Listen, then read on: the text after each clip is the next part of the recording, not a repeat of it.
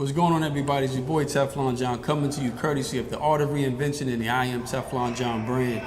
Today we're live in City Hall with Derek Parley, who is a second-time guest on the Art of Reinvention show. Glad to have you back, man. Glad to have you back. Glad to be here. So Tuesday is the big day, May 1st? Man, it came quick, didn't it? Came quick, yeah, man. I remember when I reached out to you about getting on the show, and when you replied and you were like, yeah, man, busy, but you made time, man, and that's one thing I liked in seeing your Facebook, how you going door to door. Yeah. You really being interpersonal. I remember just seeing politicians or people come to your door, but that's the only time you see them. But people really see you in the community, from Lynchburg Legends to working with summer basketball tournaments outside. Doing it all, man. That's what it's about, man. I mean, you can sit on the sideline and complain about things, or you can get involved and help. So May 1st, next Tuesday, we need everyone to kind of capture this excitement and bring that to the polls. I'm glad that everybody's supportive. So much support coming from the city. Everybody's feeling the excitement. Something new is happening in the city. But we have to capture that and bring that all the way to City Hall, or else it's kind of been, not null and void, but we have to finish. We got to follow through. And voting on May 1st, that's what's important. Yeah, and I believe voting is very important because, like you said, people complain about things, but they don't carry and follow through. And what better way to follow through is to have a voice at the table. Yep. In many elections, like many big elections, I've never been able to vote for people that look like me, but a few number of times I can count on my hand. Yeah. So why not Lynchburg? You have a chance of someone who understands, someone who's worked in factories, worked for temporary agencies, someone who's went to college, had to pay school loans, and is not a millionaire or born in money, that could actually represent you and have a seat at the table. So speaking of that, you're on the school board now. Yes, sir. Got you. So what are your duties on the school board currently? School board, of course we set policy and allocate money for the division. I'm also on the discipline committee, being able to interact with some of the kids who may have had a situation at school where they're facing a long-term suspension. And I'm kind of able to bring a perspective from someone who's, lived in an unstable household. Parents may not have been providing the most support, or you might have different things going on in the household. I'm able to relate that from a first-hand perspective, not from, trying to understand someone. So I see potential when I see these kids coming before me on the discipline committee, and I just see someone who might not have been shown the right way yet. So sometimes a 365-day suspension isn't going to do the kid any good. Yeah. Like if a kid is facing some trouble, why are we going to send them home for a year? Sometimes that's not the best answer. We need to find other interventions, other ways that we can help, find out what's really going on with the kid and with the student, and actually solve the problem instead of just pushing them off for a year. Yeah, and I agree with you, because I feel like there's no rehabilitation process. Like you have a punishment time, or you have a time where you allocate, where you're going to be taken away from your resources, which they need to be in school. That's like, throwing somebody out of the hospital. They need to be in school, because I feel like certain kids that don't have the resources at home or don't have good parenting, you're pushing them into that environment. A single mother whose son gets suspended from school 365 days, what is she going to do with that child, for a year? She's already, strapped, sending him to a private school. That's not an option, so we have to think about really making sure that we're solving the problem with the kids and not just passing them along. Now, there are some instances where the punishment does fit the crime. There are some instances where the kid definitely needs to be separated and put to somewhere else where they can rehabilitate themselves, but it's not every single case. And besides that, I serve as chair of the finance committee, and that really gives me insight to the $100 million budget that we deal with, and how we spend that all the way down last year to about $350,000. So making sure that we have things funded and allocated.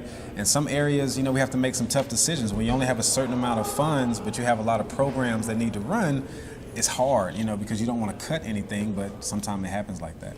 Yeah, so what is your advice for those who, because I hear like that the city council meetings are like open forums. Right. So what is your advice to those people who may be complaining or maybe want to come, but they just don't know how to come, when the meetings are? Like, where would they find that information? Man, the meetings, you can go to the Lynchburg City page. That's where they have the schedules for the meetings. They tell you every Tuesday, every when they meet, what time they meet, if they have a special meeting. But most importantly, they have public comments, where you can come and voice your opinion. You have a concern about your neighborhood. You have a concern about something that's going on in the city. You want to voice something and make it aware to the public. Public comments is where it's at. You have the attention of the mayor, city council.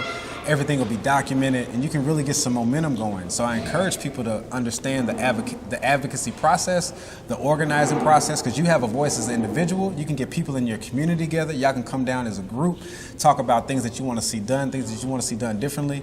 It's recognizing the voice that we have and empowering ourselves, taking the steps to come down to City Hall and let them know what our concerns are. Okay. So when it comes to you being on that financial board, and so pretty much like the issues that we face in our education system. Yes, sir. And I remember being in, Lynchburg City Schools. Like I graduated in 2002 from EC Glass. Okay. And now it seems like, there are not enough textbooks, there are not enough this, not enough programs.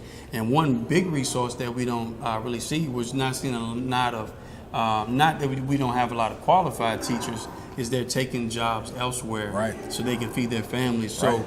Could you elaborate on that issue as far as, is it pay, is it the atmosphere, or what's going on with that?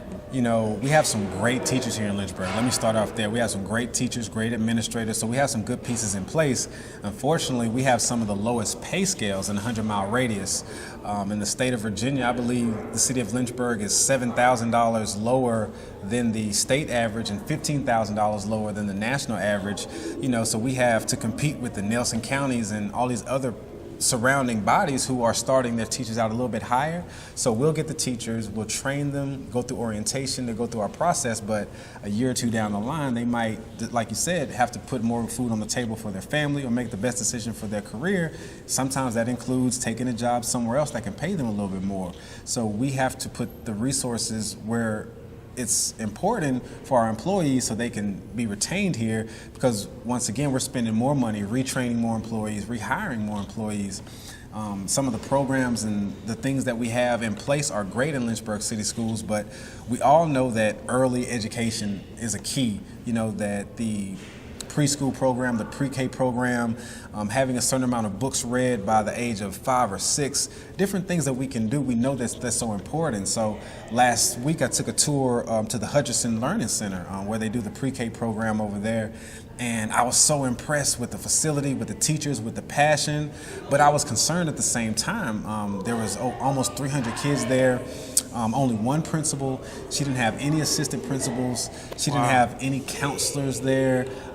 So she has a great program. They're great people, but she needs some more resources to be able to reach those kids. Some of these kids are the ones that are coming in without having read a book, without knowing how to spell their name, starting from ground zero. So here we have a program in place and people in place that are trying to support those kids, but now we have to give them the resources so they can do what they need to do. Yeah, and that's funny that you say build the resources, because growing up you always hear our children are the future.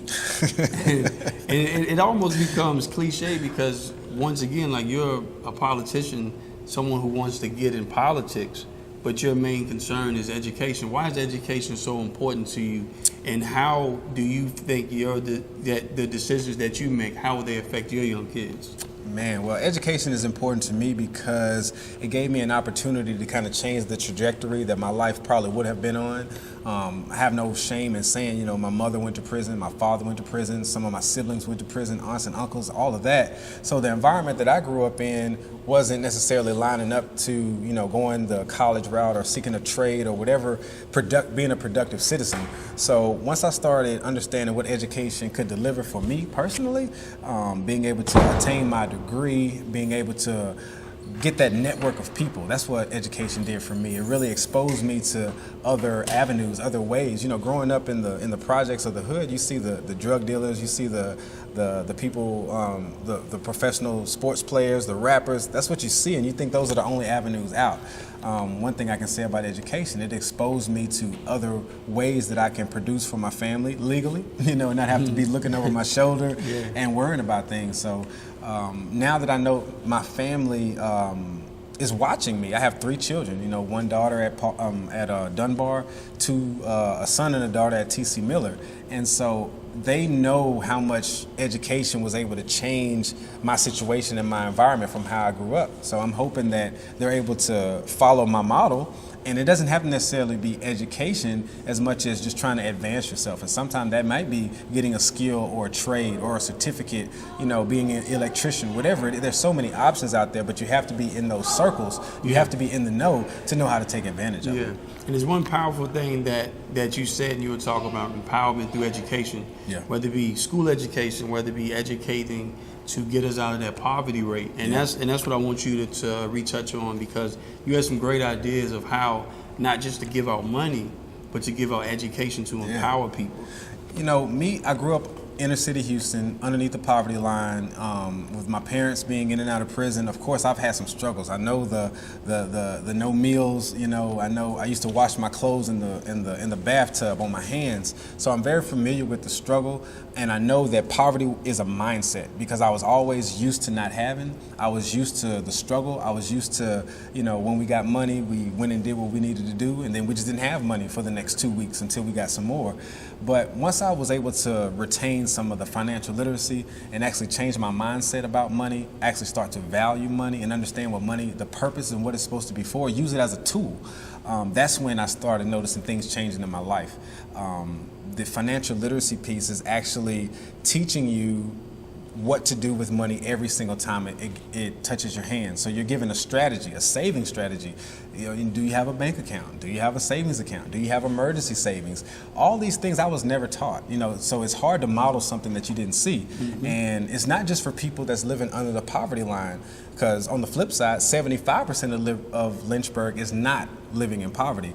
How can financial literacy help them? I have several of my clients as a financial advisor who work for the city of Lynchburg. They're police officers, they're firefighters, they're teachers, and they meet with me and we talk about their financial situation, and they have questions about, their 401k or their 403b. They have financial vehicles like the 457, not to get too technical, but when you're talking about your retirement, you want to make sure that you have all these things in line and you know what they're doing, what they're producing, and how they're growing. Because if you're assuming that you're going to have X amount of dollars by the time you retire, but you're not familiar with how it works, you could be setting yourself up for a big disappointment. And I've had to have those conversations with my clients. So the financial literacy piece, actually attacking the mindset, understanding that poverty is a mindset, giving people skills and tools to engage and empower themselves so they feel like they're a part of the process, not someone coming in, preaching to them saying, hey, you're living bad, you're poor, let me show you how to fix it. But it's more like, no, I know you need some exposure to some things that maybe you haven't seen yet. And that becomes organic and people buy into it. And so it's not just somebody preaching to you. It's like we're working on this simultaneously together. So there's a lot of great information, Derek, a lot of ways to empower people. But, from you being a financial advisor, from you having a seat on the school board, I know a lot of people are wondering, like, how do you have time and make time for your family? Like, how do you balance that out?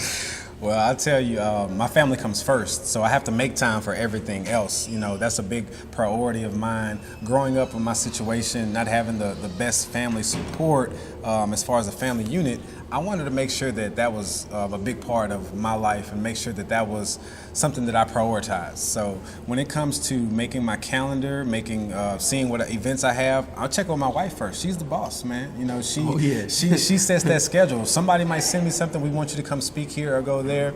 I'm running it by my wife, because her happiness, my family's happiness, my daughters, my son, all that is important to me. So, and a lot of times I bring them with me. You see me on the campaign, you see me in different places. I'm bringing my children with me because it's important for them to see this. I didn't get a chance to see that growing up, and so I know that there was some distance and there was a learning curve that I had to get over. My children, I'm grateful that they've been able to see this up close and personal, because I want them to know how to advocate for themselves, how to organize, how to stand up for themselves, how to be leaders in the community. And before you can be a leader of anyone else, you have to be a leader of yourself, being confident in themselves, being confident in their abilities. So I'm grateful that they're allowed me to bring them along with me, because I know they'd probably like, another meeting or another forum. Yeah. But hopefully 20 years from now, they'll be able to look back and say, Dad was trying to instill some things into us, because that's what it's about, preparing the next generation. I really want to see a lot more leaders in the generations behind us. We have some great leaders right now with us coming forward, but we can prepare the next generation to have a lot more. So I'm looking forward to that. That's great. And you always hear that behind a good man is a good woman. But I always see your wife to your side. So I would say beside every good man is a good woman. Could you explain the importance and the significance of the role that your wife's played in the background, helping you through this campaign? Man, like you said, it hasn't even been in the background. You know, my wife has been beside me. She's so supportive. With me not being from here and her having those connections, first understanding Lynchburg, the history of Lynchburg, how did we get here? Her father grew up on Daniels Hill. Her mother grew up on Tinbridge Hill. She grew up right off of Rivermont Avenue for her whole young adult life. So her view of Lynchburg, her view of Lynchburg City Schools, her view of leaders in the community, and conversations with her mother-in-law, conversations with her grandmother about the way Lynchburg used to be back in the 60s and 50s and 40s, man, that stuff is invaluable. But my wife, man, she makes sure she keeps me in check. She keeps me on track, helps me prioritize everything when it comes to setting the schedule. If we have a violin recital, if we have a track meet, if we have a basketball game, if I have a forum, if I have a council meeting, whatever it is, she's helping me make sure I can have that balance, and she communicates to the kids if there's something that I can't be. And usually that's only when I'm out of town, because I try to make sure I'm at everything. But I figure as much as I can show them that I'm there for their support, hopefully that will make them a little bit more inclined to come along with me on the things that I'm doing. That's amazing, man. Because being married, you really don't see too many great examples on TV, whether it be reality TV, YouTube, or whatever. It seems like all the ratings come from dysfunctional households. so it's great to see you and your wife and your kids as one. Now, what effect does your kids have? Like, do you ever get to the point where you get frustrated and you want to give up, and you look back at your family like, hey, this is why I have to push? Yeah, definitely. Sometimes when you're dealing with any type of politics or board, or you're only one voice. So I'm still on the school board, I'm one of 9. On city council, I will be one of 7. So there might be some frustrating times when everyone's not in agreement. You can't get a quorum of the board to agree with you. And sometimes that does get frustrating, because you feel like you're doing things for the right reason for the majority of the people. But when I take it back home and I see my kids, especially when it's something about education, like it's a no-brainer. Like, these are my children that are in Lynchburg City Schools. I need them to have the resources. I need their teachers to be confident. I need their teachers to be comfortable. I want the bus driver to be in good spirits, so when they meet them, they say hello with a big smile. So it's more than just the teacher. The teachers are important, but I want the custodian to be coming to work with a smile on their face, because all these people have touch points with our children. And so if they're in a better place, our kids are going to be in a happy place. But if they're not feeling like they're not being compensated and feeling like they're not truly being valued, then how is that going to translate to the way that they interact with our kids? Not say that they're going to be mean, but it's tough knowing that you have a disconnection notice, or you're coming short on this bill or whatever the case, and be focused on making sure that you're having a positive impact on the kids. So I try to take all that into perspective when I'm making decisions, and a lot of times coming home, even if they're tired, sleep in the bed, being able to see my children at the end of the day, see my wife at the end of the day, reminds me what I'm fighting for. That's great, man. And living in the, I would say, like, after the Me Too movement or the Year of the Woman, you having, coming up, maybe single parent home at times. I came up in a single parent home, especially with a mother. What is your message, to the average woman that may be looking for, someone like you to put in a seat that could be a great role model for their child? Well, I think this goes even beyond the seat. What I want to do is get back to where we're going to the community. We're actually building relationships with people. I know that people are supporting me in the political, realm, but I want to make sure that they understand that I'm a person, I'm a father, so if we have young men, young women in the community who are lacking that support and that structure, let's bring them in. Let's make this a real community. We talk about community, we talk about wraparound services, but I'm one to be, I'm hands-on. I don't want to just be a TV figure. I don't want to just be someone that, is, there for the photo op, and then you never see them again. We grew up with politicians. They come around election time, and you never see them again. Never see them again. So I know that game, and I don't want to be that. That's exactly the opposite of what I want to be. So I want to make sure I'm touchable. I'm real. Like I don't want to be just some figure. I want to be I want to interact. Yeah, and that's what I can say, man. Like I've been doing Derek Parley for like almost 10 years. And I would say that throughout this process, he's still Derek, as far as councilman or whatever the title may be. To me, he is still Derek. Like I see him on, being interactive. He's going to places that your average person wouldn't go until it's time for the election. You know what I mean?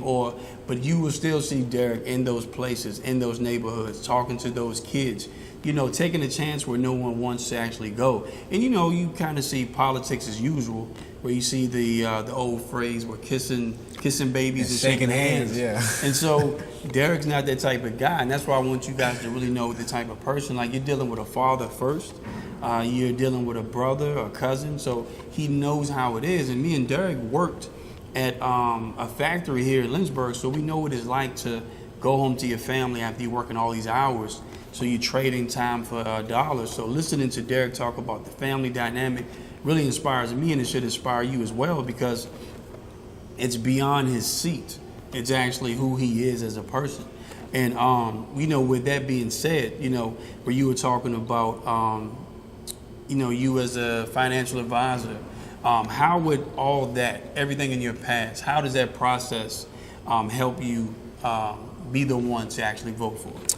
Man, well, the financial advisor piece, my job is I meet with people in Lynchburg and talk about their finances. So I have a very boots on the ground feel to what the climate of what they're facing, their struggles, what they're doing. So I don't have to do the data and the research, because this is what I do every day. I talk to people about their finances.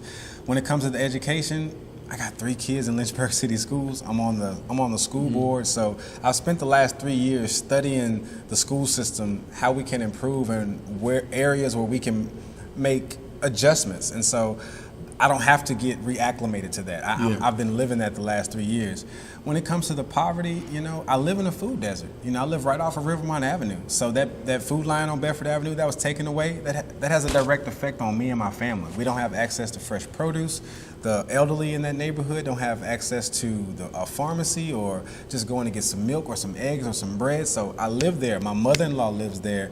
My wife's cousins lives there. So that's my family there. So when we're talking about a food desert, it's not a place on a map or a picture on a PowerPoint. Like, that's my family. So I want to make sure that they have what they need, and not only them, but other pockets of the city that don't have the resources allocated to them as some other places. Yeah, man, that's very powerful that you said food desert, because that's a great way of putting it, because it's almost like your zip code can determine your genetic code. Definitely can. When basically you're pushing a health initiative, you always hear people saying healthy, but give them the resources to actually be, and why is it so important to set an example of good health? Because someone like yourself, you've probably been running, you had to pencil me in. I'm pretty sure you're here and there. Yeah. How important is your health? And I think by you being young, a lot of people love to see somebody take a seat that has a nice bill of health. Yeah. Why is it so important? Man, the stamina, to be out active in the community, there is some wear and tear that comes with it. So you have to have the stamina to not only, you don't want to just get to the meeting and, you're dead to the world. You're not paying attention, you're not interacting, you're not really engaging. Like, you want to be able to come to a meeting after a long day and be able to engage and understand after you've prepared. So being in good health, eating right, exercising. I have a stress outlet. It's basketball still. I still get out here with these young 18, 19-year-olds. That's a part of my community service. I give out buckets. That's just, part of that's what I do. I give out buckets, on a monthly basis. But it keeps the relationship, not only outside of the health part, but it helps me build relationships with people in the community. At the YMCA, I go to Biggers Park right there on 5th Street, the basketball court. Rivermont Avenue, Riverside Park. I'm right there on the basketball court. I'm out there talking smack with the youngins, you know, trying to put them in their place a little bit. But all those things help me have the stamina to be able to take this, you know, day in, day out, from the work to the kids to community service to boards or whatever, and just keeping it balanced, you know, understanding that you can't have too much of anything. It's about, you know, keeping everything level and communicating with the people that you love so nobody feels left out. So why is it so important to you to bridge the person, Derek, and the actual position in politics? Why is it so important to have them two as one? Well, it's important that we don't look at city council as, you know, figures, people that we can't access, you know, because sometimes when you're growing up, well, when we were growing up, we didn't see, like you said, we didn't see many people that looked like us, you know, and so can't really relate. So it's important to see that person take those steps and understand that if you choose to, somebody has already, you know, paved the way for you. You know, you can just follow through and kind of follow what they've been doing. Gotcha. So, and with saying that, you know, because I remember coming up, you know, we're about the same age. We didn't see too many African American politicians, right. You know, and if so, they were on TV. There were no local African American politicians. You know, you rarely seen African American teachers. But I believe that it's a great thing for our children, especially your children, my children, and this next generation, especially after the whole Black Panther movement of the movie, seeing, you know, African American males in different positions of power, not just running a business, not just, you know, a sports figurehead, or not just, but actually seeing us run companies. Yeah. How important do you think, when you're elected, how important do you think that would be on the young African American youth in Lynchburg? Well, I'll tell you like this. I know last year about this time, I was invited to a group that meets. It's called the Virginia Black Politicos. And it's pretty much just young African American people who are either in political positions or aspire to be. At that time, I was on the school board, but some members of the group, Justin Fairfax, who was just elected the Lieutenant Governor of Virginia, Wes Bellamy, the Vice Mayor of Charlottesville, and just some people in Virginia who are doing, young African Americans, because Wes is younger than me, and he's just, you know, a friend of mine, but he's making progress in their cities. So I went to that meeting, heard how passionate they were about making progress for their city, for everyone, but for the African American community as well. And that's what kind of inspired me to say, hey, this is possible. There are people who are already doing this. There are people who have organized, who have advocated, and are now in positions to really influence their city. And that was powerful to me because I was a part of the group, but now I get to see people who are walking it out. And so I'm hoping that if May 1st, people come out and do what we need to do to get me enough votes, that on May 2nd, you know, when we wake up and we can show the kids in Lynchburg, like, hey, here's a young man, didn't grow up with a silver spoon in his mouth, had some struggles, had some failures, you know, made some mistakes, but now he's in a position where he can be a benefit for his community and use those past experiences to help to hopefully be a voice, bring a different perspective. I'm really big on compassion.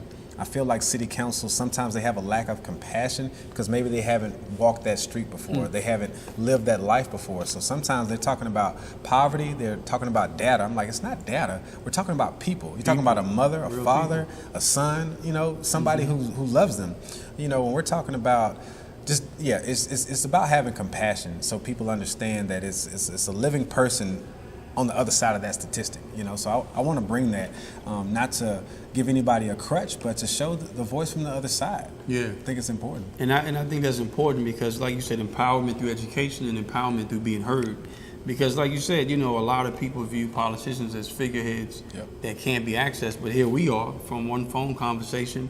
Like I said, I've seen you talk to numerous people, a lot of people, young and old. I've seen you shaking hands and really getting involved in the community.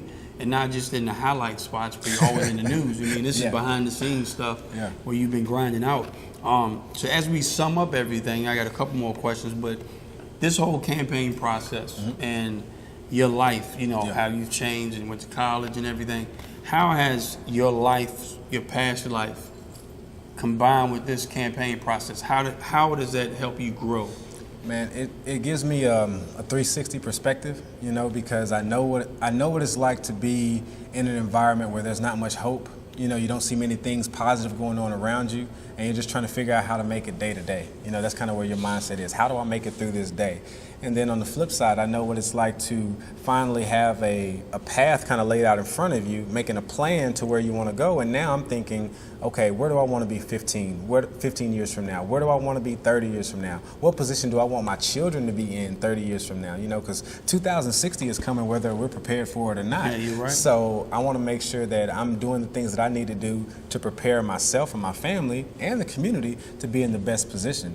So I think having that perspective of how I grew up, some of the difficulties and the hurdles, you know, I lost my mother at an early age and my parents were incarcerated, just different things, living underneath the poverty line, and now being in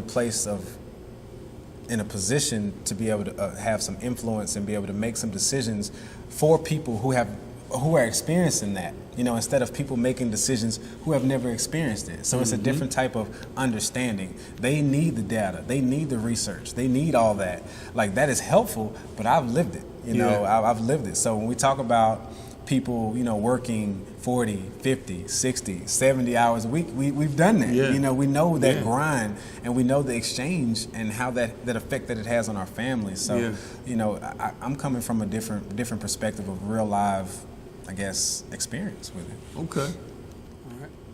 Yeah, so for those who, you know, actually like Derek and you agree with his values, you know, for those of you who kind of share a similar story, because me and Derek have a lot of similarities, and I think the average person does, in Lynchburg, Virginia. Derek, how can they make sure that change will take place, and how can they make sure that your values will be heard and give you a seat at the table? Well, I think it's about capturing this energy. I think people realize that there's a new option. People are realizing that there's something, you know, brewing in Lynchburg, trying to take it into a different direction. And that's great that we have that energy building, but we have to capture that energy and actually march it to the polls on May 1st. We have to turn that into production where we're turning that energy into something that can push what we want to see happen. And if I'm the candidate that you believe in, then I need not only you, but I need you to bring someone else. I need you to bring a few other people to the polls to make sure that we have the representation that we need. There will be free bus services on May 1st. My committee is putting together transportation for people who need, and I'll get you that information, because we're actually busing people to the polls. So we're trying to take away any hurdle, any barrier that people will have from not voting. So what I need people to do is to capture that energy, make sure that you go to the polls May 1st, bring someone else with you, and if you don't have a ride, let's communicate. We're gonna make sure we get John the information to get you guys there. But let's do this, Lynchburg. It's our time. We're all ready for change. So now we have the options to do something about it. We have to take advantage of it. So May 1st, I wanna see everybody at the polls. Thank you. That's well said. And look, just to sum things up, you know, when it comes to, you know, Derek Polley, when it comes to Lynchburg, you all have the greatest opportunity in letting your voice be heard through a vote. And a vote is something that many people fought and lost their life for you to have that right to. So let's go ahead and voice that opinion and let Derek's story inspire you, because here he's someone that lost his mother, had incarcerated relatives, you know, who has every reason to sit back and not. But here he's trying to run and get in a position where he can keep somebody from going through something that he went through, or at least minimize it, even improve our education system. So how many times have you been at the barbershop in the lunch break room and you complain about the city, or you complain about this and that, and now we have a chance, so let's do it. Let's put our heads together. Let's get behind Derek. Was Along Came Polley, right? Along Came Polley, Polley for Council. Yeah, Polley the one I like is adversity tested, neighborhood approved. Yeah, like, and that's one what of I my like. favorite ones. Adversity tested, because adversity will help grow. And I'm telling you, listening to if you go back and watch this video, you know, listening to Derek's experience, you know, all you know, his life experience, his personal experience, family experience, financial experience, he's fit. You know, Derek has a lot that he can add and bring to the table. You know, he can pretty much hit the ground running as far as with the average citizen in Lynchburg. Right. So there's nothing that he would have to do, learn, have somebody, you know, try to say, hey, what are they saying? Derek knows. Derek's been around the block, you know. Yeah. So hey, man, I wish you the best. Appreciate it, man. Appreciate you having Keep me. doing what you're doing. I appreciate Thank you you. having me, man. The Thank show you. is what we need, man. You're giving people voices. You're exposing different things in the community. So kudos to you, bro. Thank you. Thank you. And as I always say, one love, but it's your choice to be blessed.